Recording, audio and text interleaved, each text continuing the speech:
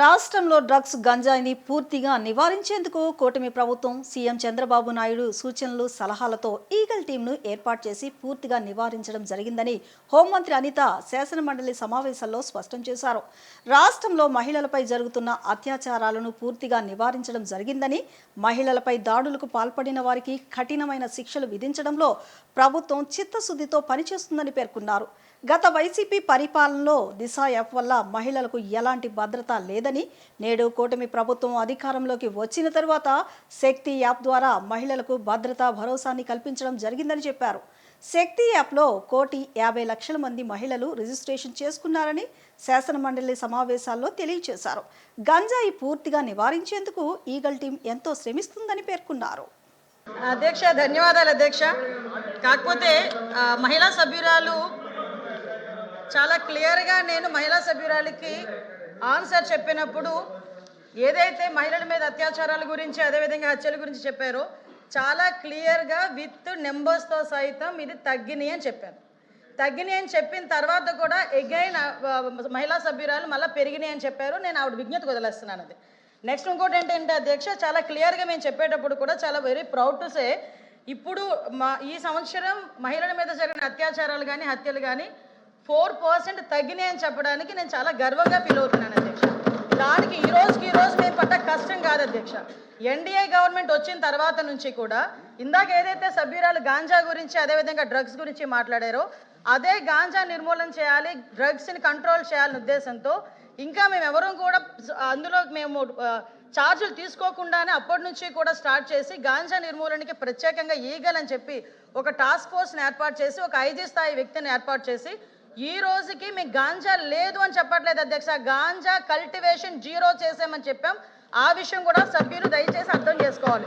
ఇంతకుముందు ఆంధ్రప్రదేశ్ని గాంజా ఆంధ్రప్రదేశ్ అనే దగ్గర నుంచి ఈరోజు గాంజా అంటే 0 గాంజా ఆంధ్రప్రదేశ్గా మార్చడానికి ఈరోజు 20 నెలల కాలం మా పోలీస్ డిపార్ట్మెంటు, మా యంత్రాంగం, మా సీఎం గారి సారథ్యంలో చేసామని చెప్పడానికి కూడా నేను గర్వంగా ఫీల్ అవుతున్నాను అధ్యక్ష.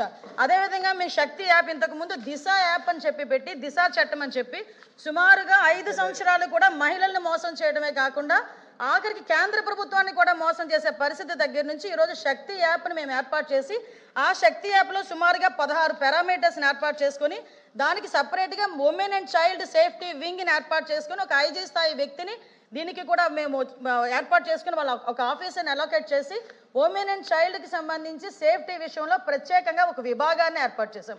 దీన్ని లాస్ట్ ఉమెన్స్ డేకి ఏర్పాటు చేసిన తర్వాత ఈ రోజుకి శక్తి యాప్ దగ్గర 1,50,00,000 మంది మహిళలు ఇన్స్టాల్ చేసుకున్నారు, వాళ్ళు డౌన్లోడ్ చేసుకున్నారు అధ్యక్ష. అంతేకాకుండా వీళ్ళకి సెపరేట్గా వాట్సాప్ ఒక నెంబర్ కూడా ఏర్పాటు చేసాం. 7993485111 అనే ఒక వాట్సాప్ నెంబర్ని కూడా ఏర్పాటు చేసి ఎవరైనా మహిళలకు ఎక్కడైనా ఏ ఆపద జరిగినా కూడా ఈ వాట్సాప్ నెంబర్కి జస్ట్ ఒక క్లిక్ చేస్తే చాలు. మాకు అందులోకి ఈ యాప్ని తీసుకుని యాప్లో కూడా జస్ట్ ఫోటో డౌన్లోడ్ చేసినా లేదా SOS చెప్పినా కూడా మేము చాలా క్లియర్గా చేస్తున్నాం.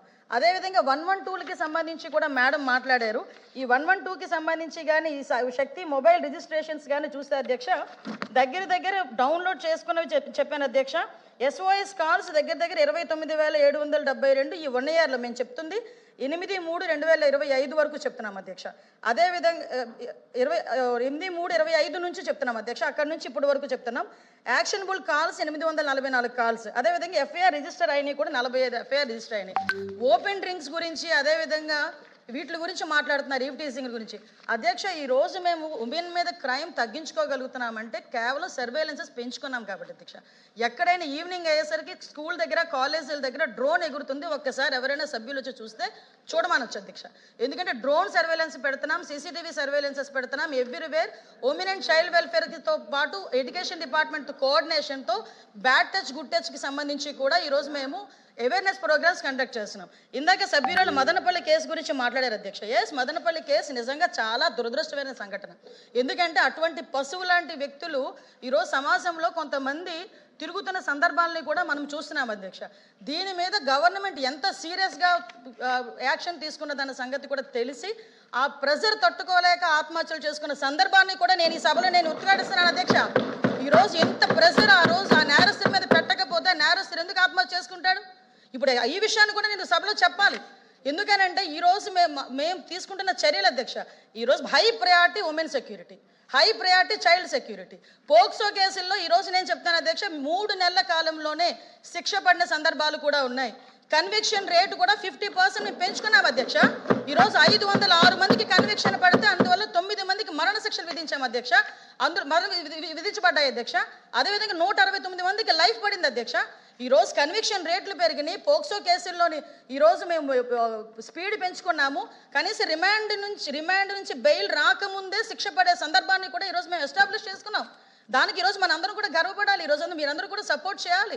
నెక్స్ట్ ఇంకొక మాట అన్నారు అధ్యక్ష, ఎన్డీపీఎస్ కేసులు పెరుగుతున్నాయి. ఎస్ పెరుగుతున్నాయి. ఎందుకు పెరుగుతున్నాయి? పెంచుతున్నాయి. మేము ఈరోజు కేసులు బుక్ చేస్తున్నాం. ఇంతకు ముందులా దాచుకొని మేము కూర్చోలేము. సరఫరాలకు మేము సపోర్ట్ చేయలే.